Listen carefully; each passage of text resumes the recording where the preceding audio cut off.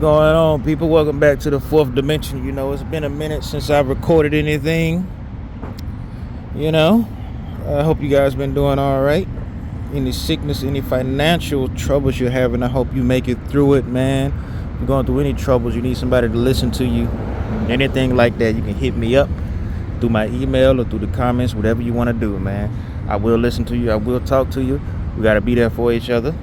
Today, as you can see, I'm right next to the freeway. There's another road behind me, so it's going to be pretty noisy, but we're not going to be out here for long. So today we got the 2016 Honda Civic. This is one of the EX trims. As you can see, we got the black with the chrome going around it. Just looking at the styling, there's not a lot of chrome on here, to be honest with you. If you don't look at the rims, obviously, but like around the window trim and then the front grille, there's not a lot of chrome. It looks nice. It looks really nice. We got a tiny little spoiler in the back. We got dual exhaust in the back. This doesn't say which trim it is, but obviously Honda logo. And then Civic.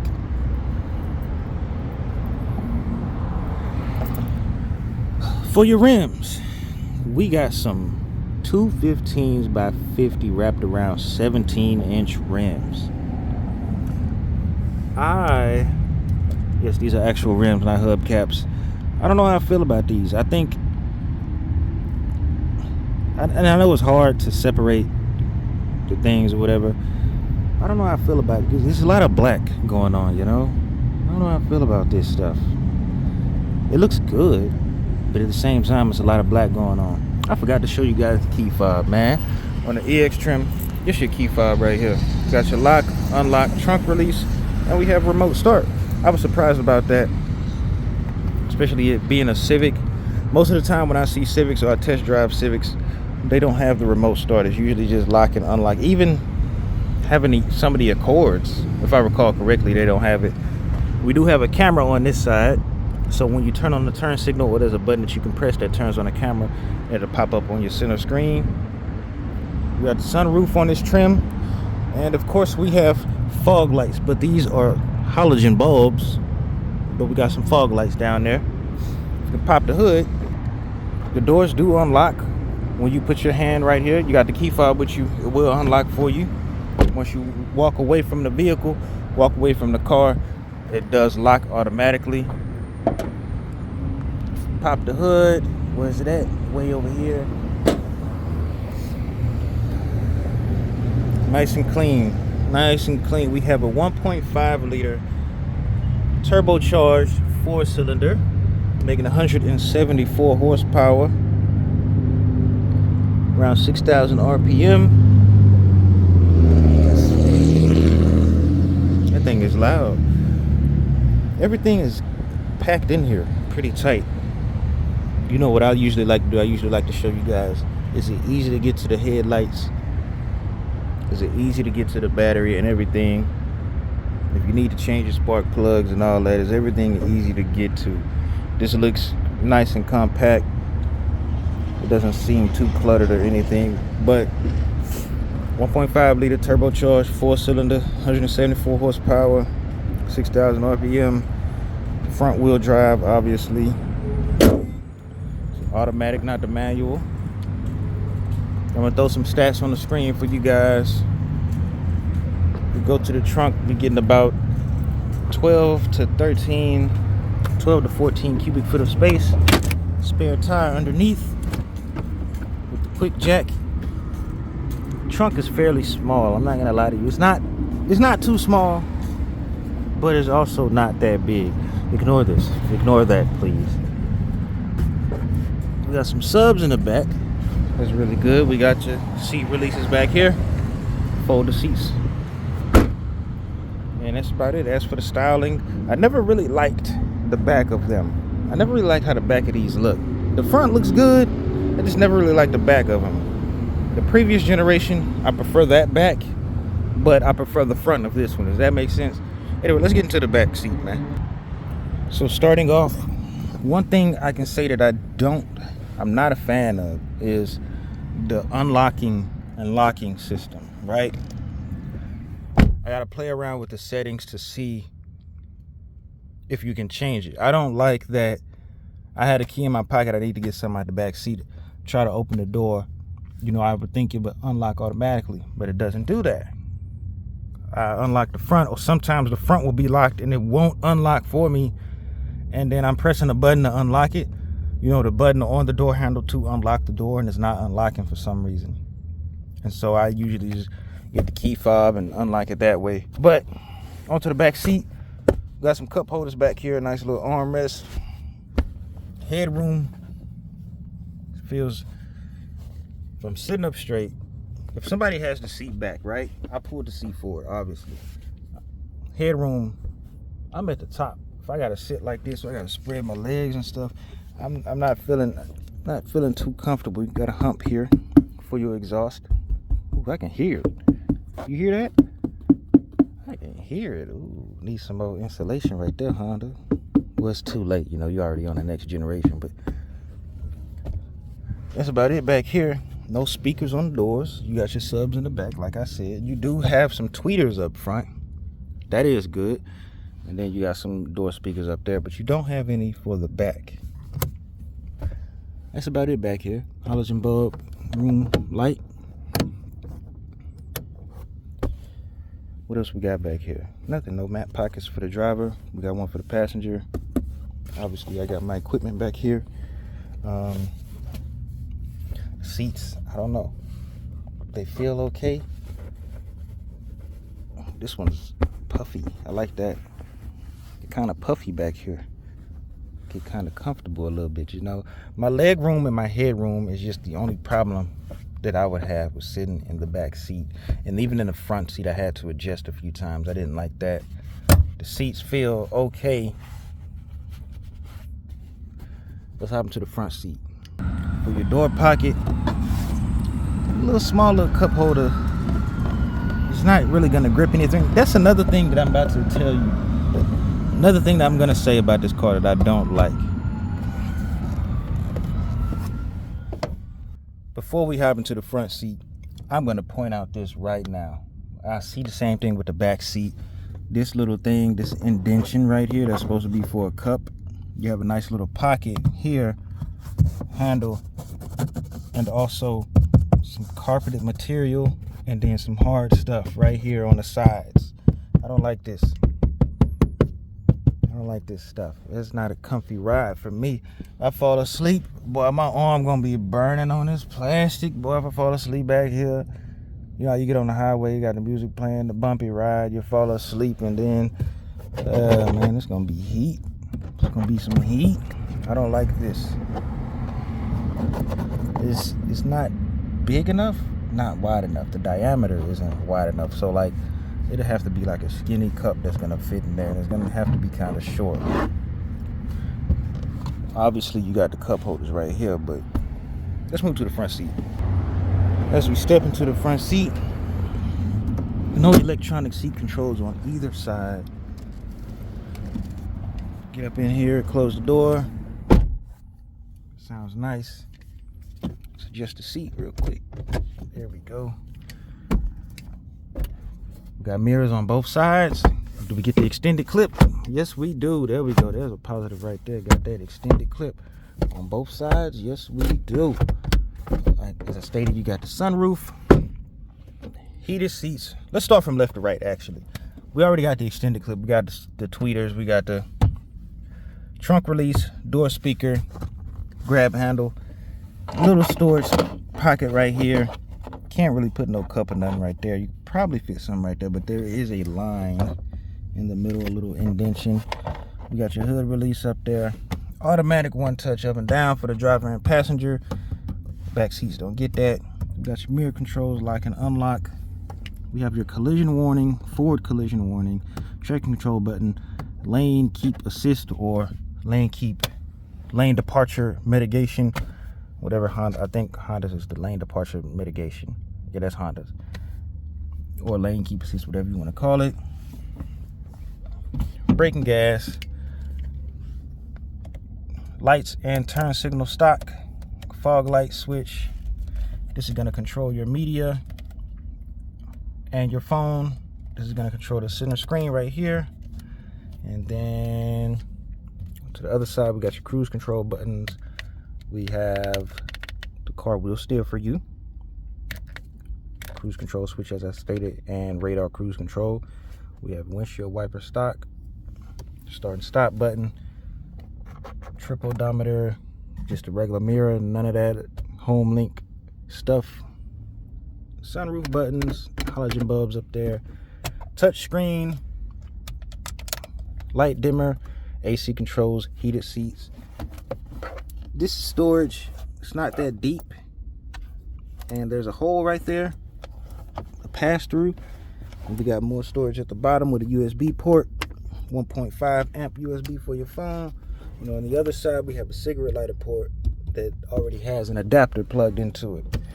Park reverse neutral drive, sport and low, brake hold, electronic parking brake, economy mode. Another 1 amp, this time USB port. No type C in here at all, which is understandable. We have a larger cup holder at the bottom that has no grip on it, right? So it has no teeth on it. You have another 2 cup holders right here that it can move back and forth. You have some storage in the back, a little bit of storage. Oh no, no storage right here, just the armrest with carpet on it that you can slide back and forth. Glove box is kind of deep, not really. It's more so of, no, it's not that deep at all, really. It's really not. Once you turn the vehicle on,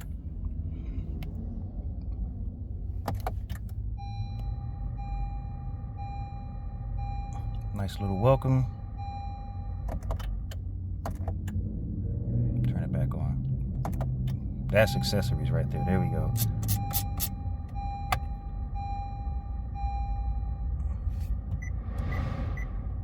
Okay, so you know what? Yeah, let's start the engine up.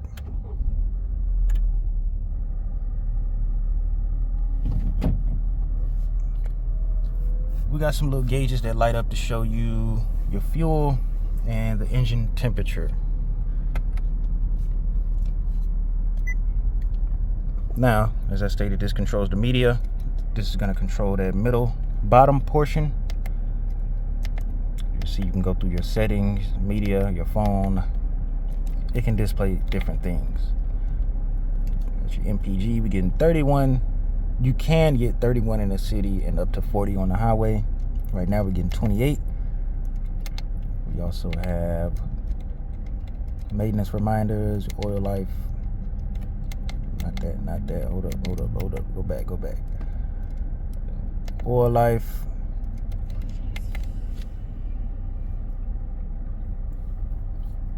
Sorry about that.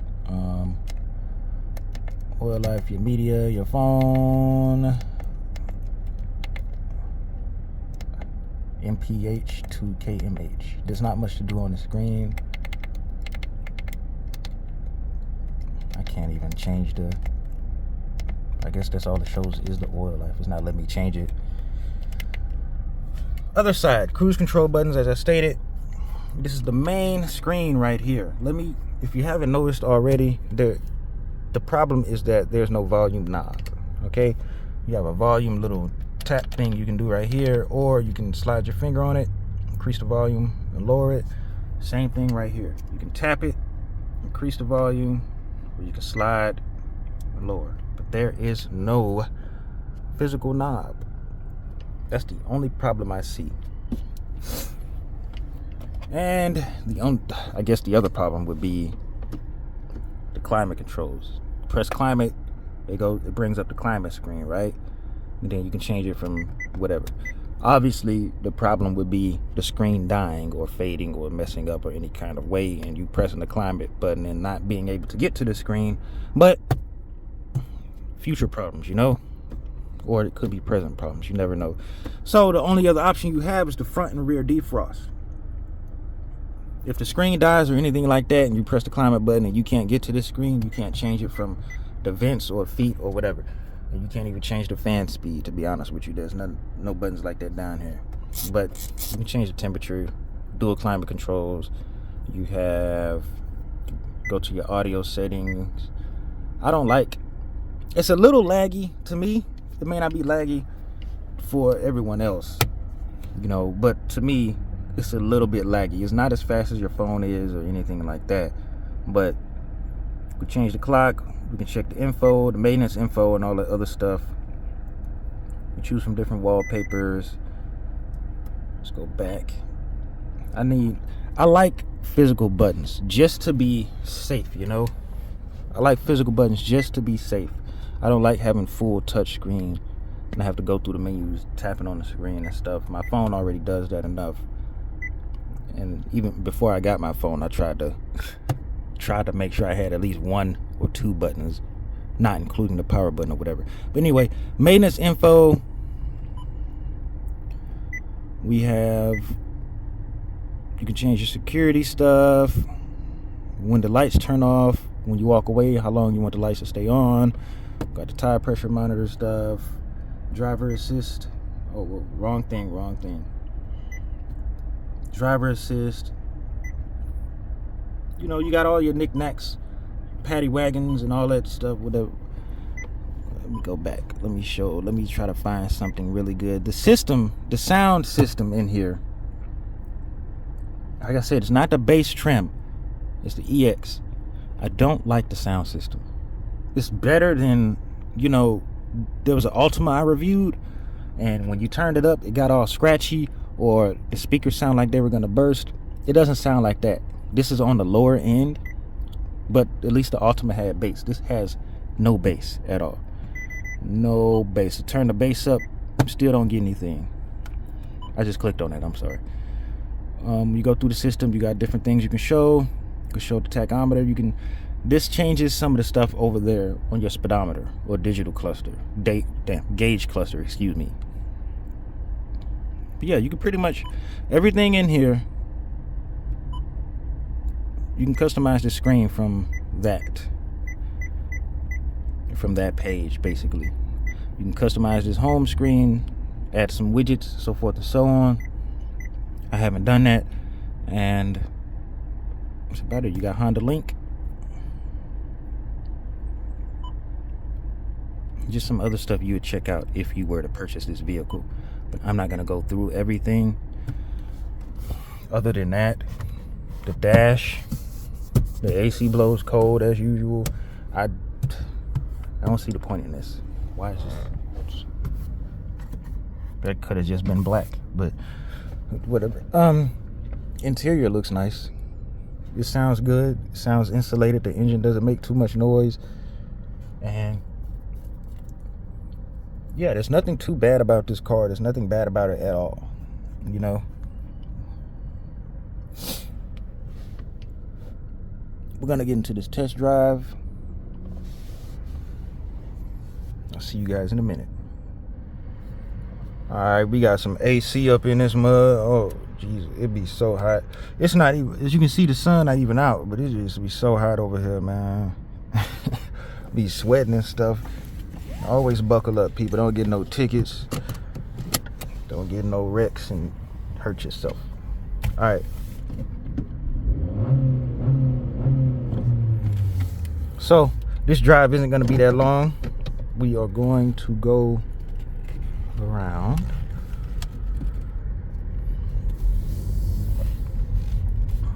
I've been driving this car all week, and I can tell you now, it's not at all bad. The gas, I don't understand what's going on lately. You think the smallest cars will have the best gas mileage?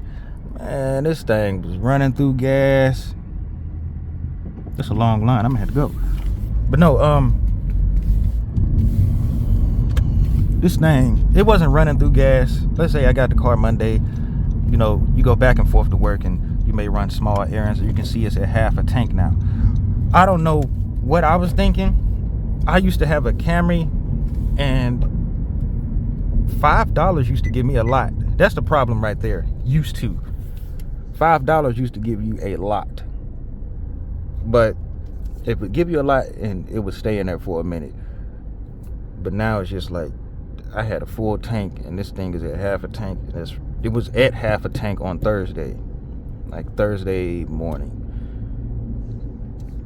But it's a lot of city driving, you know.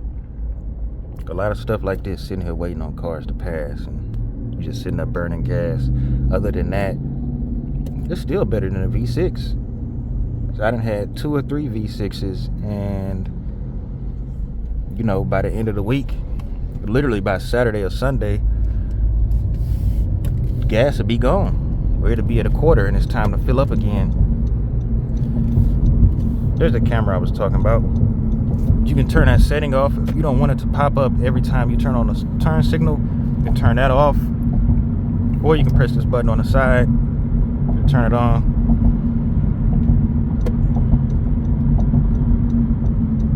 We're gonna take the strip. I'm gonna do a slight little pull for you guys.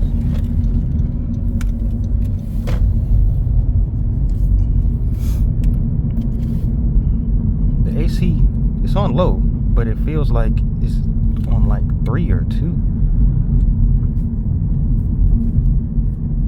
So we're gonna stop right here. The road, we got new road, new pavement, whatever, you know, you see it, you see the color of it, you know. Turn that off. Turn traction control off. We're gonna brake torque it, brake boost it, whatever.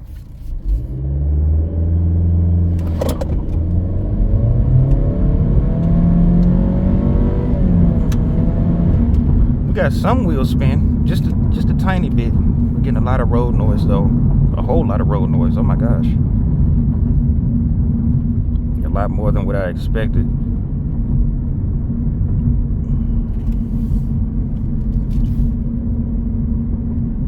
Yes, I'm sitting in the middle because literally nobody goes down that road. It may be like, if you sit there, if you worked over here and you took a lunch, nobody would be going down that road. If you wanted to sit somewhere quiet and you just wanted to sit on the side of that road, you'd probably get about 3 cars pass by within an hour. Versus this and all this other stuff. That's the only reason I was sitting in the middle of the road. But should I go this way? Should I go the other way?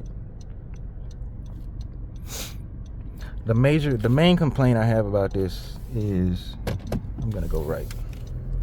The main complaint I have about this is, if I would have waited a few more seconds, I could have went left. I'm tripping.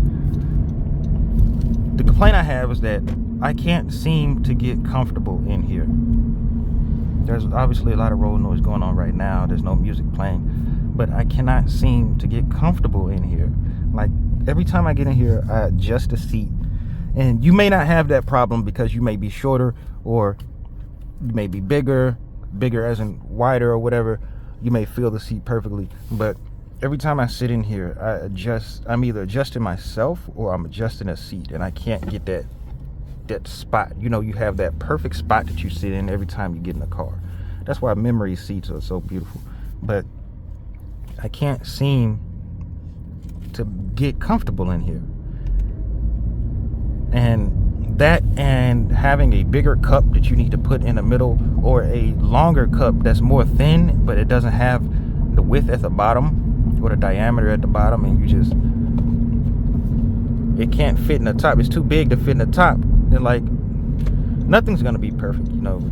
That's the only issues I have with this. I cannot get comfortable.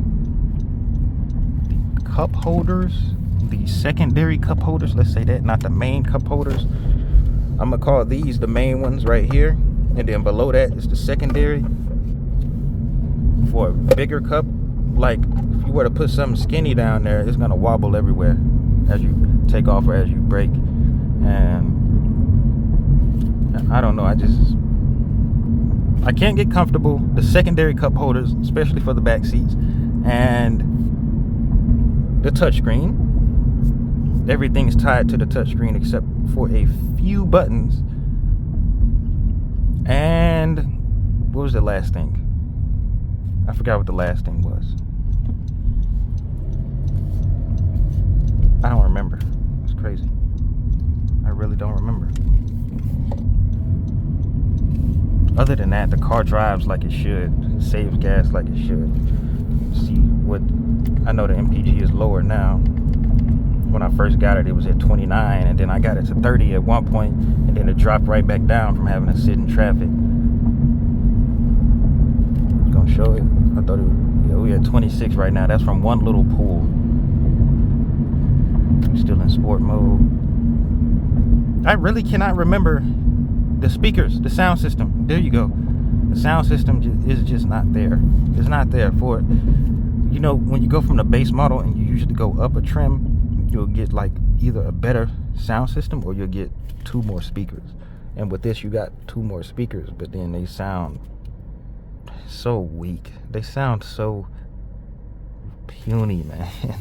Sometimes when you get off work, you just want to drive and blast your music. Sometimes you need it to be all the way up. And when it's at 20, it sounds okay, but right after 20 or 25, right after 25, it's just like it just doesn't, the sound isn't there. But it's a Honda, you know. I hate to say it, I hate to be that guy, but it's a Honda. More than likely, there's a 90% chance that this car is going to last you over 300,000 miles. There's a 90-something% chance versus the competition. You can fix the road noise, you can fix the speakers, you can fix the cup holder situation, and you can find these fairly cheap. There's, you know, it's a Honda. It's a Civic, man. That's pretty much their flagship car. Is it not? I definitely wouldn't say the Accord is. I would say the Civic is. And I'm not going through that school zone. Other than that, I would say some better springs, some more insulation. If you were to purchase this car used, which you can find them for under 20K with good mileage, I would honestly say even if you found one over 100 mileage, still get the extended warranty, because you never know what the previous owner did or what the previous 3 owners did. I wouldn't recommend anybody paying over 15K for something, for like a Civic that has over 100 something miles, unless the whole car was rebuilt by the dealer, not by somebody else, but by the dealer. I'm ranting at the moment, but you can fix the suspension, the road noise, and that might be from it having 80,000 something miles on it. You can fix that with better springs, with more insulation. You can fix the sound system, obviously. But me, I can't get comfortable. That's the only problem I have. I can't get comfortable. But other than that, the car is great. It's doing exactly what it's supposed to do.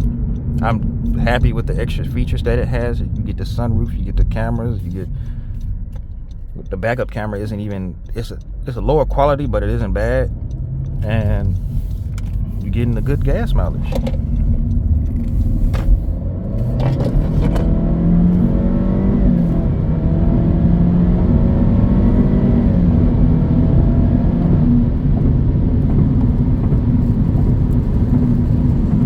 That's about it.